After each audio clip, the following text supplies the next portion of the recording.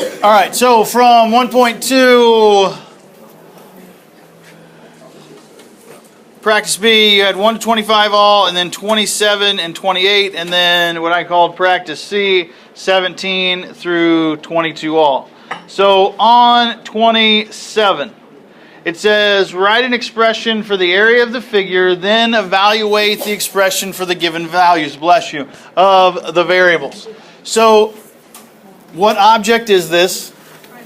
Triangle. So it says to write an expression, so you're going to have to go back to some prior knowledge that you have from your geometry class, that area of a triangle is 1/2 the base times the height. So in this case, if we're going to write the expression, I'm going to have 1/2 times, what's the base? X, so it really doesn't, in this case it doesn't matter, okay, because it's all multiplication. I can go 4x plus 1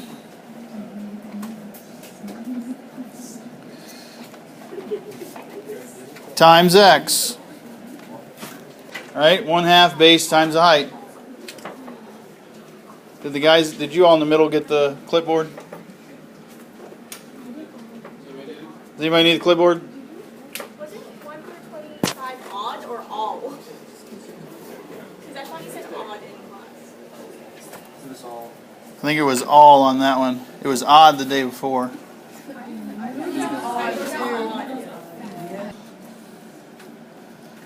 Any other ones we're not sure about?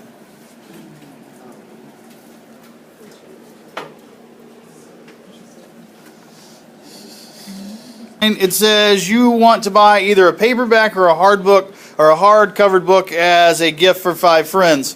Paperbacks are $6.95 and hardbacks are $24.99. Write an expression of the total amount you must spend. Evaluate the expression if 3 of your friends get a paperback book. So everything's dependent on one or the other. Okay? So what I would do in this case, since I'm trying to figure out if it's for a paperback book, how many people do I have? Okay? 5 friends, right? Okay, are you buying a book for you? No. Okay, so 5 books is how many you're buying, right? So you really have 2 different sets. You have either the paperback book or the hardback book. So depending on which one, since paperback's first, I would just make that one P, and then if you buy 5 paperback books, how many hardback books are you going to buy? No, if you buy 5 paperbacks, how many? 0, right? If you buy 4 paperback books, how many hardback books are you going to buy? 1. Okay? So what do we keep doing with the amount of paperback books with the total number of friends? To figure out how many hardback books we're going to need. We're going to subtract it from the total number of people, right? Which is 5. Okay? So if we want to know like how much we're going to spend, there we go. So if we want to know like our total is going to equal basically like 695 P. Okay, if I just call it for paperback, right? Plus, how much does it cost for a hardback book? $24.99, right? Now, I'm not going to put like H for hardback book. Okay, I want to write everything in terms of P. So if, depending on what value I put right here, what am I going to put in this part right back here? Yeah, 5 minus P.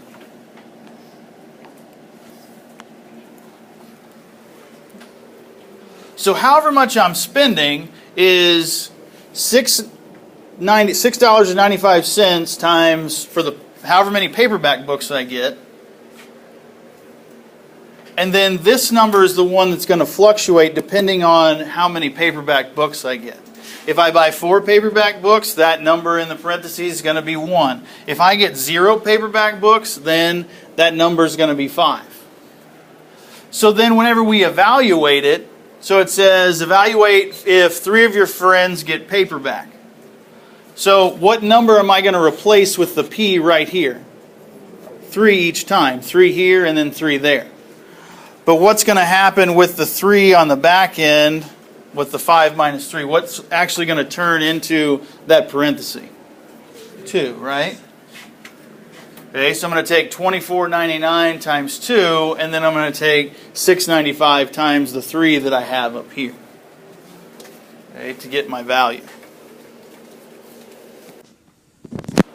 A couple things you should be able to do is, one, be able to solve a linear equation, and then use a linear equation to solve a real-life problem, such as finding how much a broker must sell or whatever. Okay, whatever the given information is or what we're trying to solve for. So remember, a linear equation is called linear because it represents a straight line when it's graphed. Okay, the power of a variable is always going to be 1 with a linear equation. Okay, it is just the line function that's up on the graph on the wall. It's the very first thing that you learn in algebra in terms of graphing. Okay, you learn how to graph points on a number line, then they send you into graphing points on a graph, okay, or a coordinate system. So whenever we solve a linear equation, we're going to simplify each side of the equation. You can distribute if you have to. If there are fractions, the way that I would do it is to multiply the entire equation by the LCD. I would get rid of fractions if at all possible. Okay, if at all possible, get rid of your fractions, then combine like terms, get your variables to one side, get the constants on the other, and then remove the coefficient. Okay, remember the coefficient is the number that's in front of the variable. A few properties that you have. Okay, you have additive property of equality, you have subtraction property of equality, multiplication property of equality, and then division property of equality. Basically, that's everything you've done before anyway. If you need to add to the left side, you have to do the same thing to the right.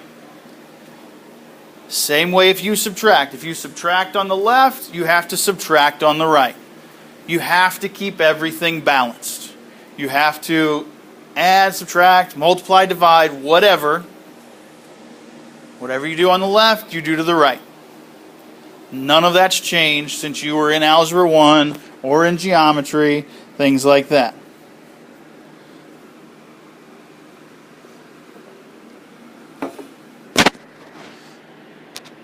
Remember, whenever you have to solve an equation, okay, so the first thing it says is to distribute.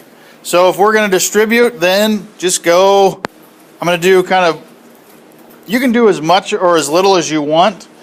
Like for me, I would just distribute here and have 18 minus 6x. I would distribute also on the right side, so I can have negative 10x minus 45 plus 18. Now, from there, you can combine like terms if you want to. There's nothing you can combine on the left side. You can combine on the right. That's okay. Or you can just start moving things around. It's really up to you. Okay? For me, I would probably move things around instead of combining anything, just for the fact that I have a positive 18 here, and I have a positive 18 here. So, using a little bit of common sense, what's going to happen with the two 18s? They're going to go away, right? Okay, if I subtract 18 over here, and I subtract the 18 from here, the 18s are gone. What do I need to do with the negative 10x? Add it. So what am I left with? 4x equal to negative 45. So now, divide by 4, Here's one thing I do not want you to do. Do not write it as a decimal. Okay? Do not write it as a decimal for the simple fact that what happens whenever we have decimals? Okay?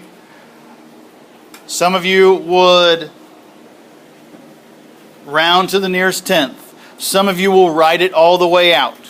Okay? We're going to write the exact answer every time, so just leave it as a fraction, or leave it as a mixed number, or not as a mixed number, but leave it as an improper fraction. Okay? If it can't reduce from here, 45 over 4, and it doesn't divide evenly, just leave it as negative 45 over 4. This may be different than what you've been taught before. That's okay. But this is going to be the exact answer. We're going to leave it as an improper fraction. I don't want to see 11 and negative 11 and 1/4. I don't want to see negative 11.25. Just leave it as 45 over 4. Or negative 45 over 4. Okay? There's a lot less chance of making a mistake or really just not having to worry about 10 different answers. Yeah. So let's say we forget about that and accidentally write the decimal on the test. Would you cut it wrong? So here I have 1/4 times x minus 1/2 plus 3. And then I have 4x plus 5. This is completely up to you on how you do any of it. Okay? How you do it and how I do it are probably going to be two different things. You may distribute, you may not. Okay? To be perfectly honest with you, here's how I'm going to go about it. I'm going to distribute the 1/4 first to the two parts inside. Okay? Also, okay, because it's just how I can work it a little bit easier, I'm going to go ahead and subtract the 3 on the left from the 5 on the right. Just so I can get rid of it over here, and the only thing I have on the left side is 1/4 x minus 1/8 equal to 4x plus 2. Now, there's a reason why I did it this way. Okay, I kept all of my fractions over on the left side, and then I moved that 3 over because it's a whole number. It's just easier to take it away from the 5 to start. I'm okay with you doing multiple things at a time. All right, as long as they're correct, it's okay. You can kind of kill two birds with one stone. Okay, you don't have to do one step and one thing at a time. Now, for me, what I would do is I would get rid of the fractions. So between 1/4 and 1/8, what do I need to multiply everything by? That's everything on the left side and everything on the right side to get rid of that 8 in the denominator spot. 8, right? Okay. So if I multiply everything by 8, so I'm just going to kind of put my bracket here around the whole thing. I'm going to multiply this by 8, that by 8, here, and there. So what's 8 times 1/4? 2x. What's negative 1/8 times 8? Minus 1. 8 times 4x is going to be 32x. And then 8 times 2 is going to be 16. This is a heck of a lot easier to work with than a 1/4, and I have to take 4, and I have to subtract 1/4. I have to subtract the 2 over to the other side. If you can get rid of fractions or get rid of decimals, do that. That makes everything a lot easier. Now, the second thing that I'm going to do, and I don't know how you've been taught before, is I always move the smaller variable. Okay, so I always move the variable with the smaller coefficient, because then I don't have to worry about a negative with my variable. So for me, what I'm going to do is I'm going to move the 2. I'm going to subtract 2 from the left side, or 2x, with the left and the right. And then I'm going to subtract the 16 at the same time. Again, you can kill two birds with one stone in one step. So that goes away. That's going to go away. I'm looking at negative 17 equals 30x. Last step, divide by 30. I can rewrite it as x equals negative 17 over 30. I'm not going to write it as a decimal. Okay, I'm just going to leave it as a fraction. Questions there? Alright, so with example 5, I have 1/4 x minus 1/2 equals 3/4 x plus 2/3. So I have a denominator, I have two denominators that are a 4, I have a denominator of a 2, and a denominator of a 3. So what is a common value that I can multiply everything by to where it's going to clear out every single denominator?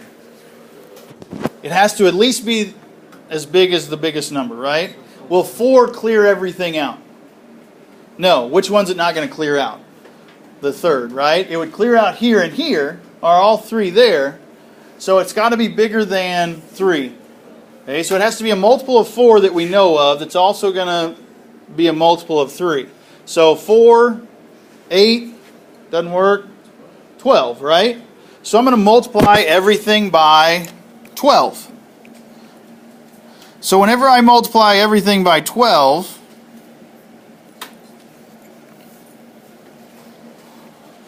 here, there.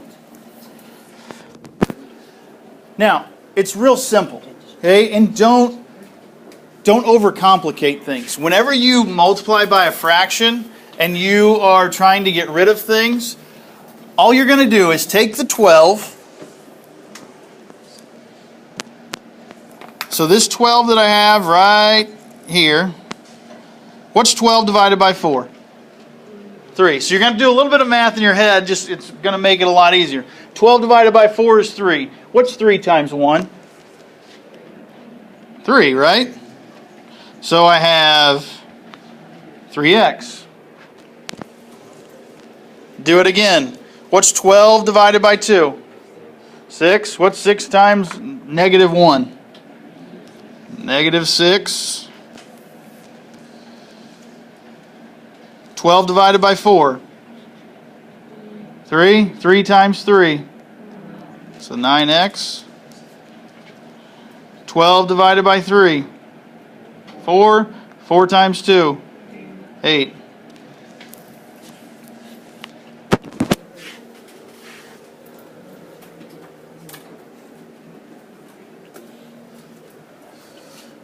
So from there, I would move the 3x over and the 8 over from the 3x from the left to the right, and I would move the 8 from the right to the left.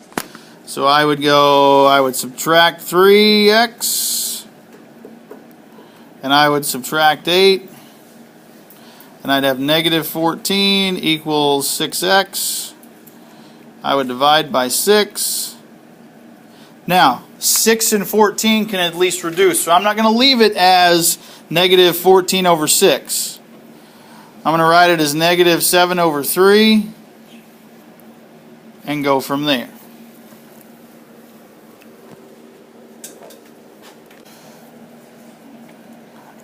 I'm going to multiply it by 5, and I'm going to multiply the right side by 5. The 5s are just going to go away over here. Okay? And I'm going to make it as easy as 40x minus 60 on the right side.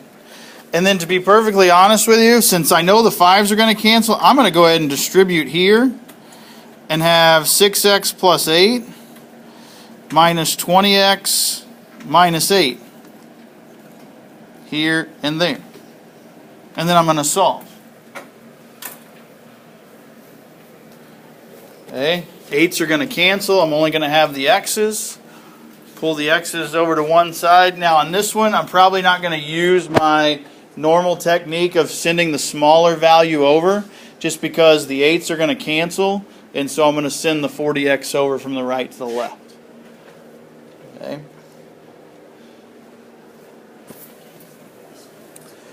Your assignment's on Canvas. It's 1.3 practice B. It's all of it. Okay, and it is up there.